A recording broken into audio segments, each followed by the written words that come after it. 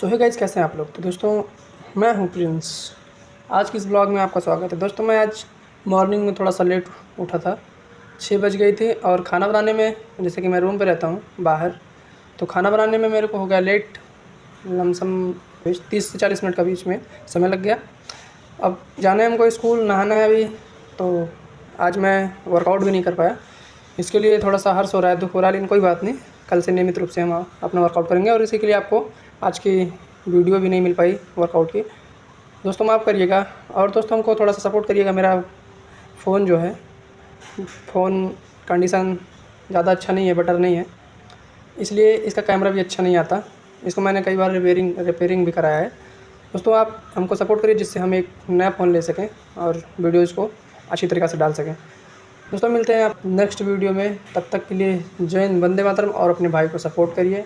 और यहाँ तक वीडियो में आ गए तो एक लाइक एंड एक सब्सक्राइब करिए। मिलते हैं नेक्स्ट वीडियो में।